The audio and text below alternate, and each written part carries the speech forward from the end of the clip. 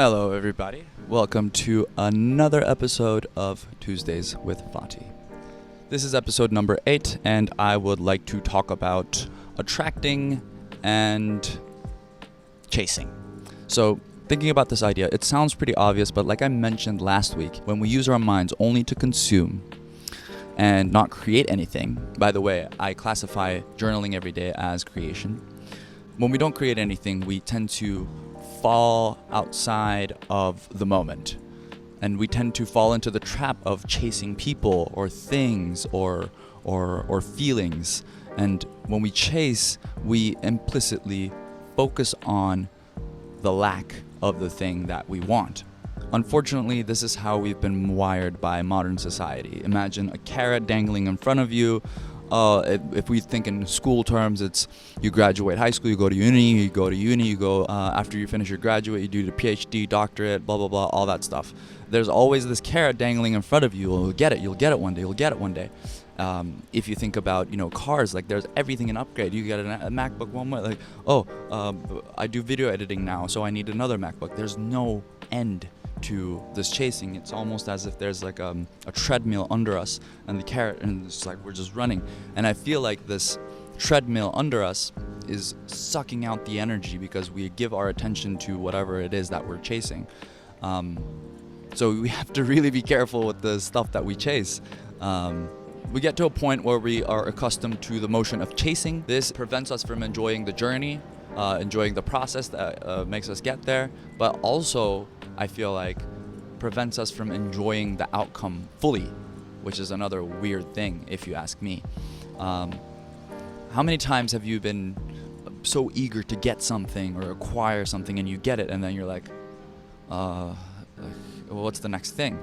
Or you finish school and then you're in this moment of like, what now? Okay, like I was doing it every day, taking exams, like passing, and okay, what now? And now you have to find a job. Okay, like you work hard to find a job, and then you find the job, and then you start doing it, and then they give you money, and then it's like, oh great, you choose to save the money or spend the money, and then you're like, after every job, aren't you like, just what now? That's how I felt, at least. Let's go to a quote from Alan Watts. Maybe this could help. Everyone is chasing the golden goody at the end of the road without really realizing that they've had it all along. I suppose what he means by golden goody is the eternal now. This very moment between you and I.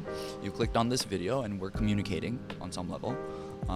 And another example could be, that feeling it's you're expecting from a holiday or a vacation. It's a bleak winter day, it's snowy, it's rainy, whatever. You go down into the subway, everyone's going to school or work, and they're all on their phones, and you're thinking to yourself like, I wish I was on the beach right now. I wasn't worrying about rent, or I wasn't worrying about school or deadlines. I wish I was just relaxing. So you have that feeling of you're thinking about that feeling of, I want to be on vacation, but you are on vacation. Just the very fact that you can think about that means you're capable of having that, just being feeling. But it, unfortunately, is just buried under the worries about the future that you have, or the things that you cannot let go of from the past. And Watts continues to say, now, here we are, as it were, physically starved and always, therefore, looking, seeking. And this confused seeking is going on everywhere. We don't know what we want. Nobody knows what they want. We think of what we want in vague terms like pleasure or money or wealth or fulfillment or personal development, but we don't really know what we mean by all of that. If a person really sits down to write a long essay of 20 pages on their idea of heaven, it would be a sorry production. So let's see what we've established so far. 1, we are goaded by advertisements, culture, society to want certain things. 2, when we chase and get those things, we realize that it wasn't what we really wanted in the first place. 3, the underlying desire beyond everything we so deeply want is to be here now. And 4, trying to identify our image of being here now, heaven, is pointless. It can take the form of everything, being on vacation, riding a bicycle, doing this podcast. I feel very now. But let's continue listening to Watts. We thought of life by analogy with a journey, a pilgrimage, which had a serious purpose at the end. And the thing was to get to that end. Success, or whatever it is. Maybe heaven after you're dead. But we missed the point the whole way long. It was a musical thing, and you were supposed to sing or dance while the music was being played. Now, having quoted Watts throughout this whole talk, you might think, oh, Fatih's so obsessed with this philosophical masturbation. Actually, I would say none of these teachings, if you go to any of these people who have these teachings and they're not the Kool-Aid gang or they're not cults, they would say just don't take any of what I say seriously. Take whatever's useful for you and just leave the rest. So I'm just taking whatever's useful for me in this moment and what I think would be useful for people. So the main thing is to avoid focusing on the destination or goal as far as I understand, but enjoy the dance of getting there. So I chose this podcast thing as not my goal, but as the dance, as the process that I want to enjoy. And so far it's been going good. And I think it has to do with the fact that it's a creative pursuit. You're trying to cultivate a real a moment. You're trying to bring people into the moment, just like the actors do. We talk about this with Khalid in episode 13. Actors get paid a lot because they bring you into this moment, and you can imagine them and think about them, put yourself in their shoes, and you're outside of yourself. So what I'm trying to do with all these videos is bring you outside of yourself, so you find whatever it is that you can use to stay outside of yourself, because yourself is not what you think you are. You're way bigger than all of that. It's this whole process, this whole thing that we're going through. And once you find some process that allows you to feel whole, complete, happy, all that stuff, fulfillment, it gets way easier. The stress of life just is decreased. And the purpose of life is simply to exist, and the reason for existing is to love and be loved. Although we focus on so much on the destination of things and happenings, we forget to exist in the here and now with the ones that we cherish, we love the most. This shouldn't be considered as a goal, but surely contentment with love is one of the wisest ways to live, don't you think? I mean, I don't know.